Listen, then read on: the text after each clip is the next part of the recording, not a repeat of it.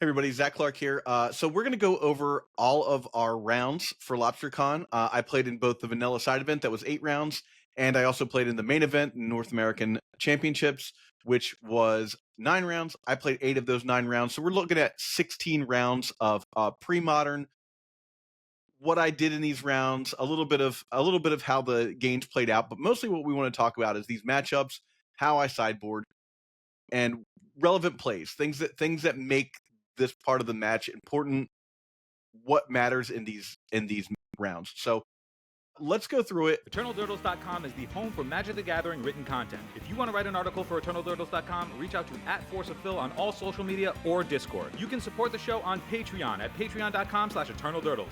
As part of your membership, you'll get access to an additional 15-minute audio episode every week and ad-free listening on all episodes. That's patreon.com/EternalDurdles. What it do? First, I'm going to start by highlighting my deck, which was Stasis in the side event, the vanilla side event. So the vanilla side event happened on Friday, and then the North American Championships were on Saturday. So let's start with a Friday. We'll talk about Stasis, and then we will move into Saturday, and we will talk about Blue Tide, which is what I pivoted to. And I'll explain what I pivoted to in the Extra Turtles episode that you can subscribe to our Patreon to find out why I switched over, and you'll hear a pretty wild story that took this event from being something that was pretty interesting to completely epic. This was one of the best events I've ever been to, and the story that you're going to hear in Extra Turtles this week on our Patreon it just solidifies this as being one of the most ridiculous events that we've ever been to. So let's go over the deck list real fast and talk about what we're looking at here. All right, so we're playing 2 Arcane Denials, 4 Chain of Vapor, 4 Counterspell, 4 Daze, 4 Foil, 2 Foil, 4 Gush, 4 Impulse, 2 Misdirection, 3 Thwart, 3 Black Vice, 1 Curse Totem, 1 Propaganda, and 4 Stasis. Then we're playing 22 lands, 4 Forsaken City, 17 islands, and 1 Shivan Reef. So we'll talk about the 1 Shivan Reef in just a second as we go over to the sideboard. So in the sideboard, we're playing 2 Annul, 2 Blue Elemental Blast. We're playing 1 Chill, 1 Curse Totem, 1 Hibernation. We're playing 1 Ivory Tower, 1 Morphling, 1 Powder Keg, 4 Pyroclasm, there's where that red splash comes in, and 1 Washout. So let's talk about the sideboard real fast. I decided that, especially if you look at the main deck build and the sideboard together, you'll notice that I'm playing a Curse Totem as a one-of, and I'm also playing a Curse Totem in the board as well. And really what that allows me to do is stop decks like Elves from just completely invalidating the Stasis situation, and then it means that I don't have to answer every Wild Mongrel or every Psychotog that hits the board. I can sit back behind the Curse Totem, and they will eventually die to Black Vice without being able to just discard their hand under the size that would take them damage. So let's talk about first round, because that's how tournaments work, right? So in the first round, I played Josh Edelstein, and he was on Goblins. And I'm going to, if I recall properly, game 1 went very fast. It was Goblin Lackey into another Goblin, and I died pretty quickly in there. Game 2, I was able to wipe the board with a Pyroclasm, and then I set down Stasis, and everything went pretty well for me there. Game 3, I lost with a Pyroclasm in hand, but no red source, which is, unfortunately, with 5 mana sources, that is the dance you do in this deck. And some people have asked me, hey, why don't you put more Shivan Reefs in the deck? Then I think that you're just softer against the rest of the field. And you put yourself into situations where, like, if you have like 2 Shivan Reefs and you need to use that blue mana, you're just slowly killing yourself. And often these games come down to a couple of life points. So I just don't think that 4 Shivan Reefs is where you want to be for the rest of the field. And I didn't want to like add another sideboard slot. Your sideboard's so tight here. You didn't want to add another sideboard slot to allow another land to come into play. I think 5 is a fine place to be for consistency reasons, but also I think that what you need to worry about here is when you're Stasis, the game goes long, you see a lot of cards, you're playing Gush, you're playing Intuition. You're playing Impulse, and you're playing Arcane Denial. You have a lot of wind in your deck, a lot of air. And so you're eventually going to see the land that you need. It just really comes down to, do you see the land that you need and Stasis at the same time? You have to make these decisions. I'm pretty sure that there were a couple of times where I saw the land, but I took a different card instead because I wanted to make land drops or something like that. But let's talk about what I took in and what I took out for the Goblins matchup. So I brought in the 4 Pyroclasms, 1 Chill, and 3 Blue Elemental Blasts. And I took out the 1 Thwart, 2 Foil, and 2 Arcane Denial. And then I took out the Curse Totem because I didn't think that was super important there. And I took out the Propaganda. Now you're probably thinking, why would you take out the Propaganda? They're attacking with creatures. This isn't a situation where you need to pressure your opponent by making them tap out. You just need to wipe the board. So if you can wipe the board, generally the game is over from there. If you can wipe the board and slam a Stasis, it's over. So I just need to make sure that Goblin Lackey doesn't get to stay in play. And that's why we're playing the extra Blue Elemental Blast. We hit the Goblin Lackey as soon as we possibly can. We have that, and we have the Chain of Vapors so that we can have some sort of turn 1 interaction against the Goblin Lackey if we need it. We're also playing Dazes, so if we're on the play, we have a little bit better chance of dealing with that. But yeah, that's what I brought in, and I think I also brought in a Powder Keg, and I probably removed like 1 Black Vice or a Thwart, or you know what? I cited out Misdirections as well. So I basically was able to take all the cards that weren't relevant in this matchup, Misdirection being one of those cards, definitely not relevant in this matchup, and I converted them into cards that I would have been happy to draw. So a Powder Keg would have made me happy. Pyroclasm obviously would have made me happy. And Ivory Tower I brought in as well. I remember specifically there was one game where my opponent, this is game 3, my opponent had out 3 Goblin Lackeys and I had out an Ivory Tower, but I was in a fine position, and then they started drawing more creatures. I think it was Matron into like Siege Gang Commander or something like that. The game ended pretty quickly after that, but the whole time I had a chance to win if I had drawn a red mana source for the Pyroclasm. So that was just bad luck on my part. It is what it is, right? All right, so then we go to round 2. Finding the right high-end cards for legacy, vintage, pre-modern, or old school Magic can be challenging. That's where friends 3-for-1 trading come in. 3-for-1 Trading is one of Europe's top Magic the Gathering retailers with an incredible selection of premium singles, sealed product, and even full sets, all available with free, fast, and secure worldwide shipping. They add fresh inventory every Wednesday with weekly deals and discounts. So whether you're hunting for that elusive piece of power, a legacy staple, or something spicy for your collection, they've got you covered. First high-end orders over $500 or €500, use the code EDFREE to get free worldwide shipping. Check them out now at the number 3, the number 4, the number 1.gg/ED. That link takes you right to the shop and helps support the channel. Huge thanks to 3-for-1 Trading for supporting the Legacy community. Now back to the show. 2, we're playing Jacob. Jacob is on, let's see those stacks. Jacob was on Phyrexian Dreadnought. This was also a 3-game match. This was a 2-game match. Jacob, interesting. This was a 3-game match. Yeah. So this was a 3-game match. Jacob was pretty aggressive on the first game and got a Phyrexian Dreadnought down before I could get a Stasis down, and I never found a Stasis. So Phyrexian Dreadnought just swept me. He was able to protect the Dreadnought over the course of a couple of turns, and that's all it honestly takes sometimes. Into the sideboard, I noticed that Jacob was probably going to be playing Powder Keg, or maybe he showed me a Powder Keg and I switched up in the third game. I brought in a Morphling, I brought in a Powder Keg, and I think for the most part, and 2 Annuls. So I brought in 4 cards. I took out against Jacob. I removed 1 Thwart, 1 and 3 Days on the play, and then I switched to a Foil and 2 Thwarts and 1 Arcane Denial. I kept the Thwart in, and I took out the Curse Totem. So that's what happened there. In the third game, maybe the second game, actually. It was the second game, the one I won. Jacob put down a Powder Keg, ticked it to 1 so that he could just make sure that my Black Vice never stayed in play. We had a huge counter war a little later on in the game that emptied both of our hands. And that's when I slammed a Morphling and just started attacking with the Morphling for 5 damage a turn. He had to tick up the powder keg up to 5, and his life was too low to get it to there by the time I had attacked and killed him. So I still also lost that. So I'm 0-2 at that point, which is not great. No one wants to be 0-2, obviously. But there we were.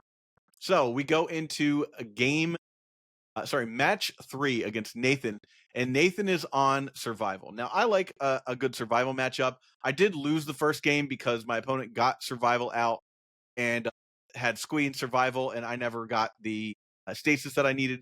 So eventually he just kind of ran me over. In game 2, I got an early Curse Totem out, which stopped all his creatures from being relevant, but he did have Cabal Therapy, so he was able to use his creatures to Cabal Therapy me. What did I bring in against this matchup? I brought in another Curse Totem. I brought in a Hibernation, but I never saw it. Another Powder Keg. I decided against the Pyroclasm because I just didn't think that was that important. And I brought in 2 Annuls as well. And I think what I removed was 2 Misdirections and 2 Arcane Denials for those 4 cards. So from there, in the second game, I basically was able to just counter his survival, kept that off the board, and I had a pretty quick, I think it was like a 1-2 kind of situation where I was able to just get down a Black Vice really early and a Stasis, and I tempoed him out with a Daze or 2, and things went pretty easily for me there. At one point in the third game, we had been going back and forth for a while, but I had out a Black Vice, and the opponent put down a Graveborn Muse, and I was like, this is the best of both worlds. Like, you're going to get extra cards into your hand, and you're going to get an extra point of damage from the Black Vice. He had now we were at no cards in hand at this point. He had just disenchanted, naturalized my Stasis. I top decked another Stasis, slammed it immediately. He was tapped out, and the game ended pretty quickly from there. All in all, they're really interesting games.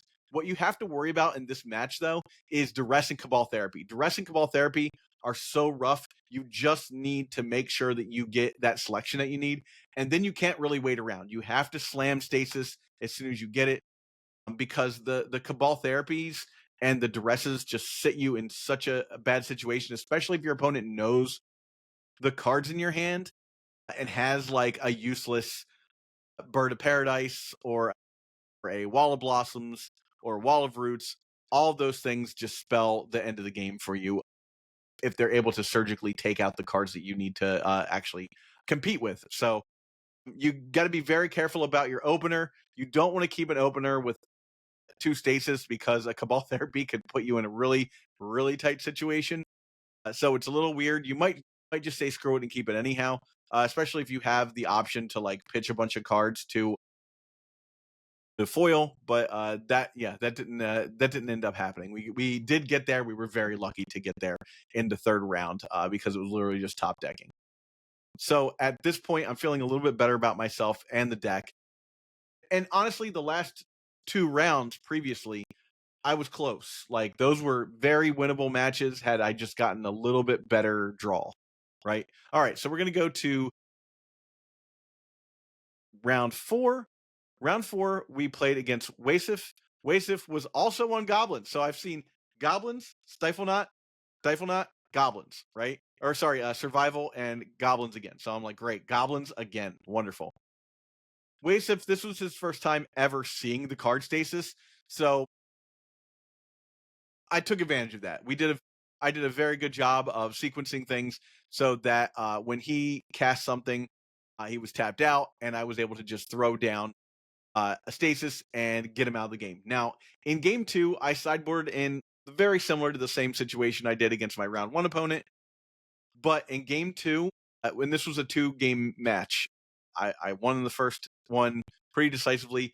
In the second game, I had a hand that said Island, Forsaken City, Black Vice, Stasis, Daze, and I think a Thwart, and maybe an Impulse or a Gush. And I snap kept that, and I went turn 1, Black Vice, turn 2, Stasis, and the game was pretty quickly over from there. Unfortunately, my opponent did mulligan to 5, which was terrible for me. But they did eventually start taking damage, and so the game ended pretty quickly from there. Unfortunately, my opponent did not draw any of their sideboard cards, but like I said, I had counter magic in my hand as the course of the game went on, so I don't think it would have mattered too much. But there we go. On to match 5, round 5. Match 5 in round 5 was tough because I played against another Stifle Knot deck. And I'm not going to belabor too much on this match. My opponent was a very savvy player, and really the first game came down to them deciding whether or not they were going to be the control deck or not, and they just leaned into Phyrexian Dreadnought, and there was nothing I could do about it. I died to Phyrexian Dreadnought after doing something very dumb. Two things that were very dumb, actually. One was my opponent Vision Charmed, and now correct me if I'm wrong here, chat, but Vision Charm, the Dreadnought would actually not come back if Stasis was in play. And he did that thinking that it would untap his Dreadnought because he'd already had it in play. And I was like, hey, heads up, it doesn't, like, phasing isn't going to untap your Dreadnought because it doesn't untap. But actually just wouldn't have come into play either. And eventually I tried to do something stupid, which was I cast Chain of Vapor on his Phyrexian Dreadnought because I had the Vice out and I was just trying to end the game faster, but I didn't have enough counter magic to back that up, and the opponent was able to play Dreadnought and have it untapped, and I couldn't stop it, and then he just attacked me for the rest of the damage. So I got hit by Dreadnought once, bounced his Dreadnought turns and turns later. If I had just been more patient, I would have won that game. So in the second game, I got trounced because my opponent was very careful. I believe he probably sideboarded out his Dreadnoughts and just sideboarded in the Brain Freeze, but he's very careful about what he was doing with his turns. And we just built up a bunch of cards in our hand, a bunch of lands in play, and eventually there was like an 8-card stack that ended with a double Brain Freeze, which killed me. So at this point, I realized that I had built my sideboarding correctly. I want to take that washout and that morphling out and replace them with Brain Freezes. And had I played the second day, that's exactly what I did. But I decided to switch decks on the second day, as I've stated already. So we're going to go into the 6th round. Hey, Legacy fans, since you're enjoying the show, please like and subscribe the video. It helps the channel grow. Support Eternal Turtles on Patreon so we can create even more content and cover events. Patreons get an ad-free RSS feed, 4 bonus episodes a month, and Discord recognition. Join the Dirtle Maniacs at patreon.com/eternaldurtles. Now back to the show. And what do you know? We're playing against Burn. Burn is a matchup that a lot of Stasis players fear. I think it's a challenging matchup, but I think it is not only very winnable, but very easy to win, especially post-board. Now, are they playing Fire Blast? Yes. Is Fire Blast free? Yes. Almost everything else in their deck does not untap or has trouble to be cast if you can't tap with it. You just need to know what cards are worth countering and what cards are definitely just not that important to you. One of the cards that's normally worth countering is Sulfuric Vortex. This one was another like turn 1 a Black Vice, turn 2 or 3 Stasis in the first game, so the game was over relatively quickly. But in the second game, my opponent slammed a Sulfuric Vortex, and I had a Stasis and a Black Vice in hand, and the Sulfuric Vortex tapped them out. So I did the math real quick in my head and realized that I didn't need to daze the Sulfuric Vortex. I could just make this game much faster if I untapped, took 2 damage. I think we were both at like 18, so I went to 16. I took 2 damage, played my Black Vice, and then played my Stasis, and the game was pretty much over from there. I didn't have much that I had to worry about. The entire day, I never once saw a Ball Lightning hit the board, although I did see some pretty spicy cards in some other decks later on in the weekend. So again, this matchup was relatively easy. This is a matchup I do not bring in. I know this sounds crazy. I do not bring in the 4 Pyroclasms because their creatures aren't really what kill you. Stasis handles the creatures. It's actually the spells that kill you. So you just have to watch out for the spells. You can bring in a Powder Keg for maybe the Curse Totem, just to get rid of the creatures that are in play. But for the most part, like, you're really not pyroclasming ball lightnings. Mog Fanatics are still going to do that point to you either way. Jackal Pups don't really matter too much. Like, once a Jackal Pup is tapped, the game for that Jackal Pup is pretty much over. And I'm playing Misdirections as well. So if they hit me and they have a Jackal Pup out, and this did happen, I just redirect it to the Jackal Pup, which kills the creature, lowers the clock a little bit, ends the game a little bit faster. But again, the burn matchup is not that tough. I play 2 Blue Elemental Blasts and a Chill. So I just brought those in. I brought in an Ivory Tower, which is ridiculously good against this deck, especially if it is early game. If you throw that down on turn 1, they're just sitting behind you, gaining a couple life every turn, and that's all you need. You just need to buy like 3 or 4 turns and get the stasis down, and then the game's pretty much essentially over.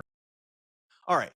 In my 7th round, I actually, unfortunately, was not paying attention, and I was outside talking to Lanny Wong, and we didn't realize that the round had started, and so I missed that. But you can listen to the Spike Colony podcast. I'm sure I'll be on there talking with Phil Blackman and myself and Lanny about some fun stuff that happened over the weekend and our experience so far. And that I think is well worth missing round 7.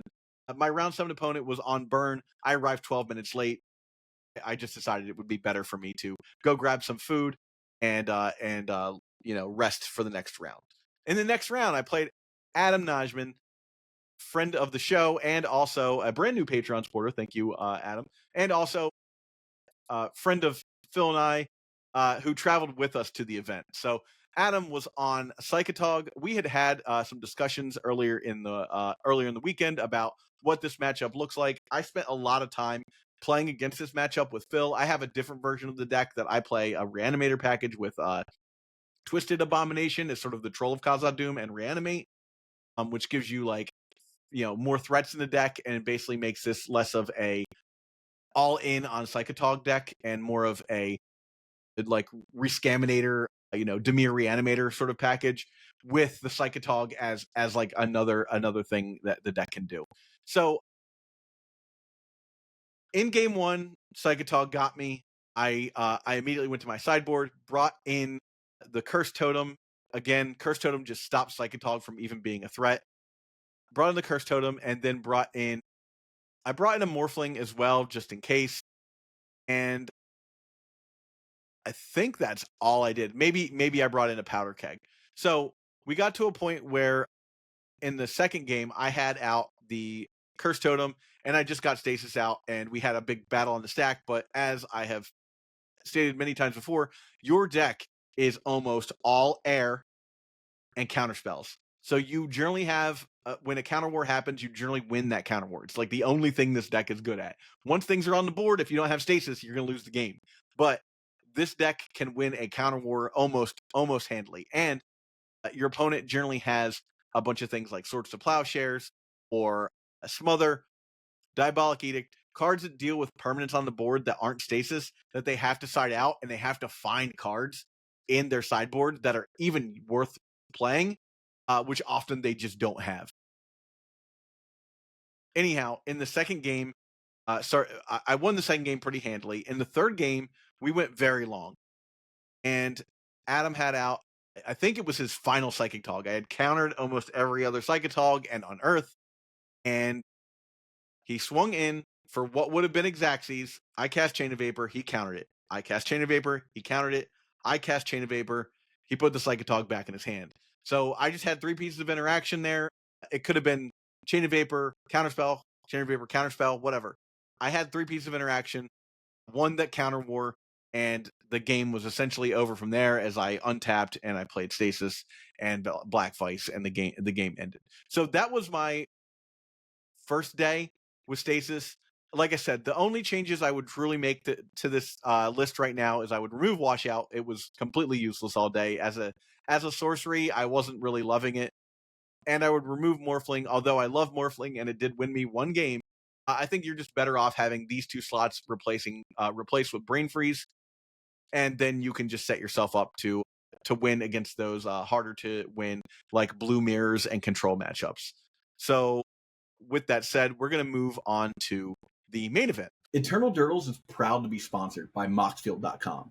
Moxfield is the best deck building website on the internet. You can find all of my and Phil's decks in links below, including decks from this episode. And if you do, you'll be directly supporting the channel. So like I said, for reasons that will be explained in the Extra Durdles episode, if you're not a Patreon supporter, great time to join the Patreon, as you'll be supporting us making even more pre-modern content weekly, as well as our constant 2 episodes of legacy content every week, and some gameplay content as well for whatever Phil and I decide to do gameplay content, as well as like occasionally I'll dip into sorcery and stuff like that too. But if you're up for more pre-modern content, please join the Patreon. You're going to see a lot more stuff coming from us if we get a solid response to the Patreon for the pre-modern content. So I really appreciate that. I'd like to be able to do like 2 episodes a week of pre-modern content. Anyhow, I switched over because my friend Tim went undefeated,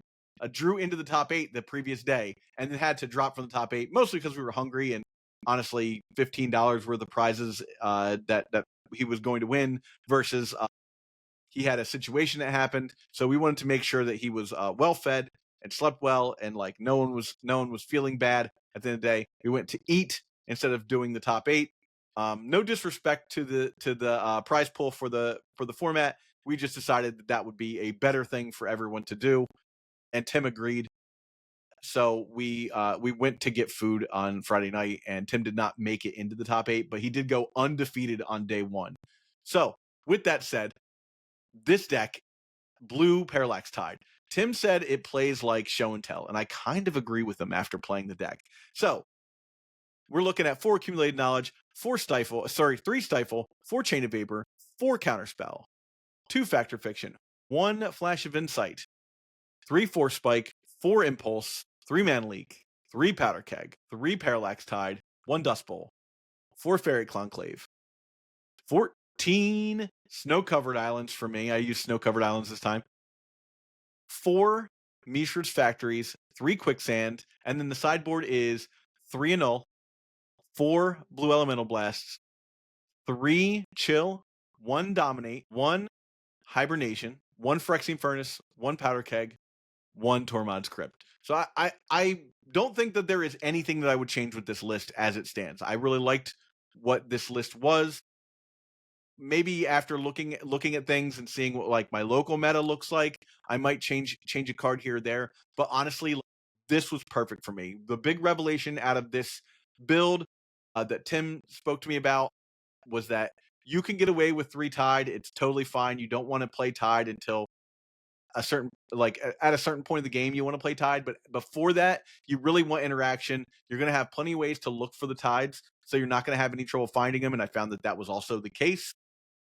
And yeah, you just never want like 2 Tide in your opener or anything like that. Your opponent can counter it. You don't need the Tides to win. That just really, it is part of the plan. It really helps. But you can just play like a land still strategy and go from there. It's just that the Tides really help lock your opponent out of the game. So playing like a land still deck that also plays like a show and tell deck, right? That's what Tim told me. So in my first round, I played against Landy Ho, who was on a Replenish Terravore kind of situation. The deck was ridiculous. Like everything about this deck, when he mulched, I was like, what is happening? Then I saw a attunement. The attunement happened, and I was like, oh my God, I'm playing against Replenish. Now I need to save counter spells for the Replenish that was inevitable. And 1 Replenish hit the yard through a mulch, and then he replenished. He had cast a Replenish at one point, and I countered it, and that stuck. And then he played a mulch, and it milled to Replenish, and I was like, oh my God, thank you. I have to shout out Landy Ho, for being so gracious. With some of the play mistakes I made. I was a little nervous with the deck, and definitely like not saying things. Like I wasn't very clear with what I was saying. So we had a couple of judge calls, and he was very gracious about me making more mental mistakes than verbal mistakes.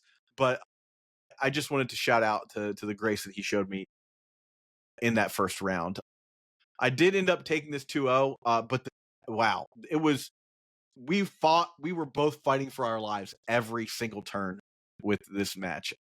The Parallax Tides. So what's important in this matchup? You got to counter the Parallax Tides. You got to counter the Replenish. You got to keep Terravore off the board for sure. And you kind of need to counter your the Seal of Cleansing as well. But Parallax Wave means nothing to you. Opalescence is not that important because the creatures that are coming back are attacking are generally these guys, and it's a couple damage at the end of the day, so you're not too worried about it. They have to hard cast their Replenish or hard cast their Opalescence and then start attacking with 2/2s and 3/3s. You can generally just like slam a Stasis and end the game. Crozen Reclamation was an interesting card. Target player shuffles up to 2 cards from there. Yeah, that's an interesting one. I don't remember seeing that, but not terrible. And then Oath of Druids obviously doesn't affect me that much, so I think a lot of that stuff that didn't affect me much got sided out for a Call of the Herd came in. Certainly 2 Aura of Silence that we really have to pay attention to. Often found myself playing a card for 4 and he's like, that costs 8. So at one point we had 2 of them out. So I had to make sure that I was like making, and once it's on the stack and you realize it costs 8, you're like, I've already committed and I had a plan, but now I don't have enough mana for that plan to happen. So I got very lucky that my my idiocy and not paying attention to what I was doing didn't put me in a situation that lost me the game, which a couple times that really could have happened. So yeah, and there was a Wasteland, but yeah, for the most part, this, the deck doesn't have any counter magic, so you just have to hold up counter magic for Replenish to make sure Replenish doesn't happen, and you need to keep the Terravores off the board. What did I side in here? I think I brought in Phyrexian Furnace and Tormod's Crypt, and then kind of didn't really worry about anything else. I might have brought in the 3 Annuls as well. And I probably took out some number of powder kegs and probably the Flash of Insight there, or maybe a Stifle to do that. So yeah, shout out to Landiho in the first round. Incredibly gracious opponent, and it was really fun to catch up. And again, it's like one of the first times I got to meet him in person, so it was awesome to hang out a little bit. I think he did really well in the tournament, actually, which is, I should check. I'm going to check real fast. Yeah, 20th. He came in 20th. So one of his only losses was to me on the day. So, wow, amazing. Shout out to Landy Ho for coming hard back into the tournament after facing a round 1 loss. So in the next round, I played against this blue-white monstrosity of, meddling mages and Armageddon and Weathered Wayfarer, our Exalted Angel. It was a rout for me. I 0-2 lost to this deck, and it was just diabolical how badly I got trounced by this deck. I had to fight every meddling mage that came down, knowing that, like, okay, if this happens, then it's going to be Stasis, and then if the second one happens, it's going to be Chain of Vapor. So I had to make sure that I wasn't just like auto losing to 2 meddling mages. I did side in 2 powder keg and a dominate, just to like, maybe I can take away something from my opponent. But did I say Stasis? I meant Parallax Tide.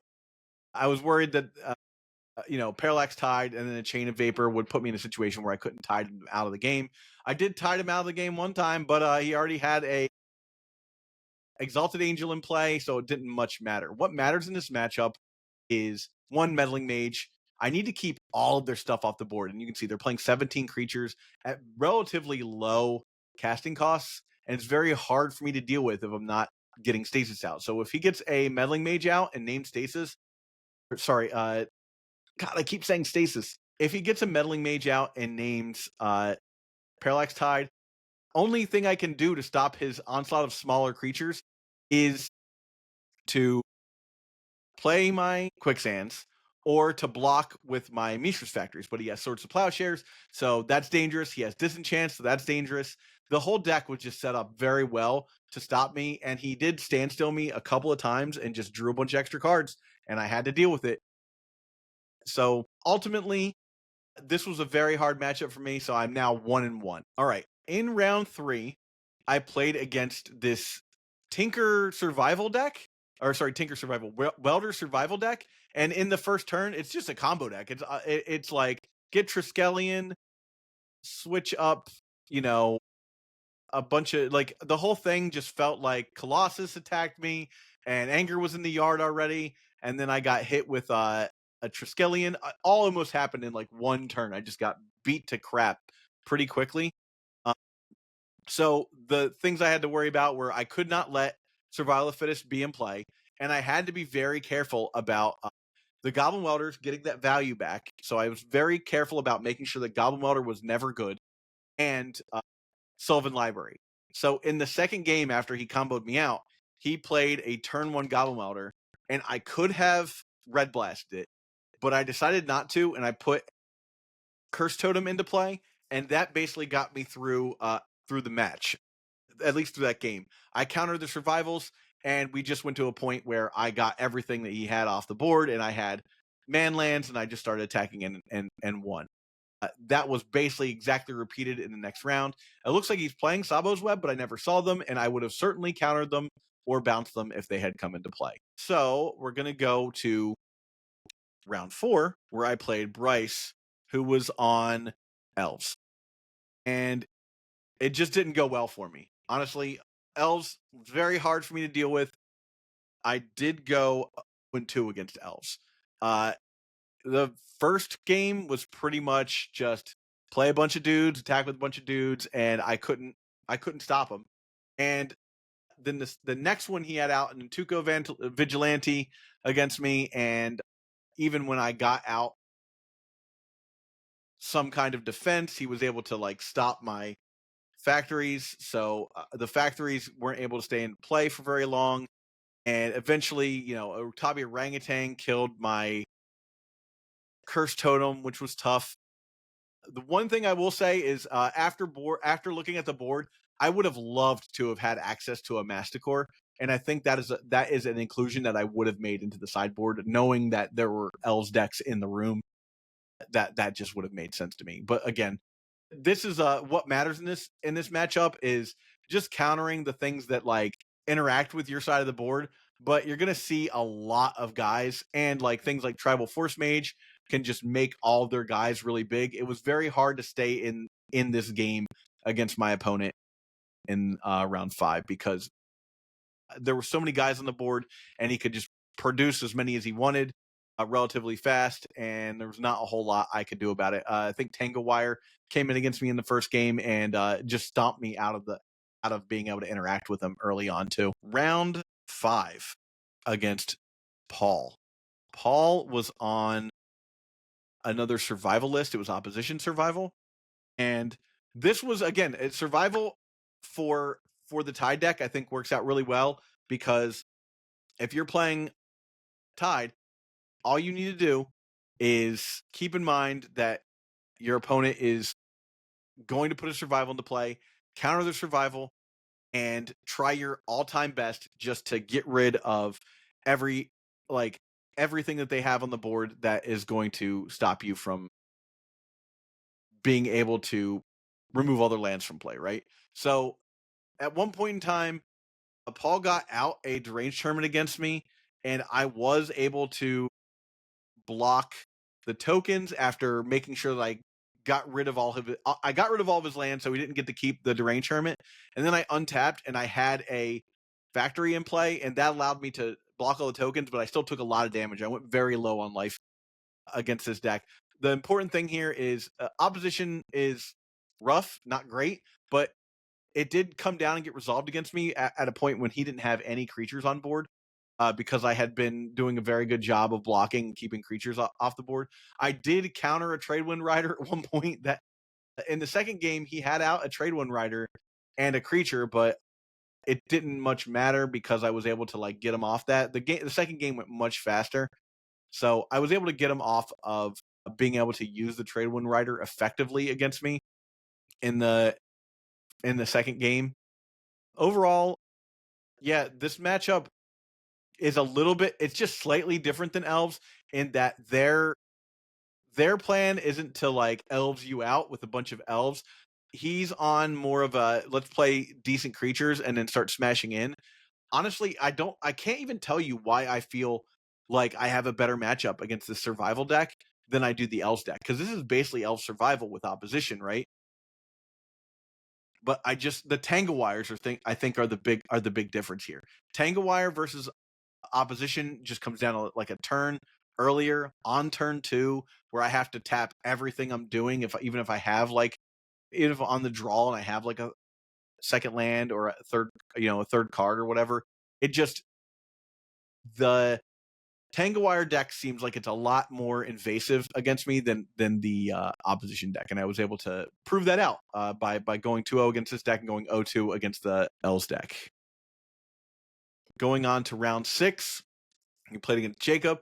Jacob was on Panta, man, just on the rudest amount of land destruction and sphere of resistance. And he had Oath of Druids and Terravores. Luckily, Oath of Druids didn't really matter much to me. Playing main deck naturalizes. Sylvan libraries were tough. I won game 1 on a luckout. I got to 1 life and just held my ground at 1 life. And then I think he played a Thermokarst. And I had gotten rid of all of his man lands with my Parallax Tide, but I didn't get to tide him out. I just had like a Tide in play. I got rid of all of his man lands and started attacking him with my lands. And he Thermokarsted me once.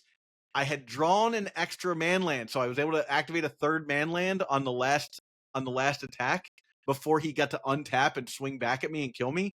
And that made all the difference. But man, the Thermokarst gaining a life on my snow-covered land was really close. This went to 3 games, and he did crush me in the next 2 games.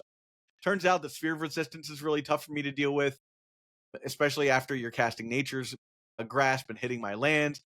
There's obviously the Wastelands there can hit my lands. Reshit Import blocking me down. The whole thing was a disaster. It was a very hard matchup to navigate, and I'm happy that I only saw this deck once on the day of the main event. In the next round, we went up against Nick, and Nick's deck is so spicy. Nick was on some kind of a red burn, Varchild's War Riders. He cast a Skizzix against me, and I was like, hard counterspell. I don't know what you're doing, but I don't like this, right? Mog Fanatic, Bloodhound. Bloodhound is another sick one. Whenever you're dealt damage, you may put a +1/+1 counter, that many +1/+1 counters on Bloodhound. At the end of your turn, remove all +1/+1 counters from Bloodhound. So you play that, you play Earthquake, and you play Sulfuric Vortex, and you play Varchild's War Riders and Reckless Charge. This is like the most all-in burn deck ever. He had Blistering Firecat, which was wild as well, which was a cool little morph guy that I was like, what is happening? But I was able to just do my Tide thing. I think I 2-0'd. 2-1'd. Yeah, I 2-1'd this. I think early on he got a Mog Fanatic in game 2 and was able to Fire Blast me out of the game. But yeah, this is such a cool deck. Firechild's War Riders, Invasion Plans, which means each creature blocks whenever able. Attacking creatures choose how each creature blocks. It's wild. So then you just give your opponent a bunch of War Rider Survivor tokens, and then you attack with the Varchild's War Riders, and it's got Trample and it's got Rampage, so that removes any problem that you would have with the back and forth with War Riders. Super sweet. All right, and in the final round, I played another burn deck.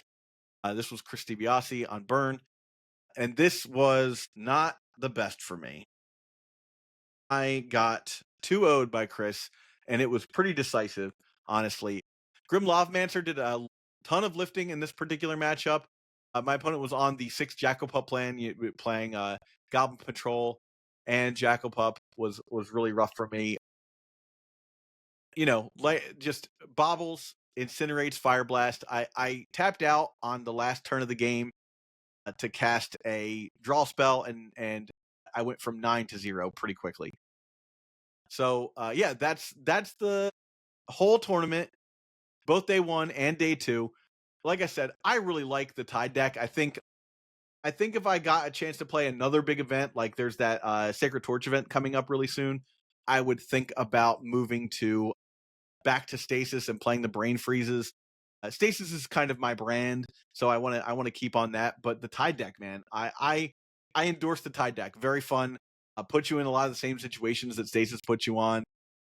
And yeah, thank you everybody for watching. If you like this video, think about supporting us on Patreon. And please comment below what you thought and how you did. Let's see what I ended up on the day of the tournament. My final 4-4 got me to 85th place out of 280. So not the worst. We're in the top like third, I want to say. So Stasis and Tide, guys. Thanks everybody for watching, and we will catch you on the flip. Hey, if you enjoyed this episode, hit the subscribe button. It grows the legacy content ecosystem we all love by relaying to the platform that you are part of our passionate community. And to go even further, click the links for subscription or to support directly via Patreon to help us create more content for you. Patreon supporters get 4 exclusive extra episodes per month. If you're listening on an audio platform, head over to patreon.com/eternaldurdles. Thanks so much for your support. We'll see you in the next one.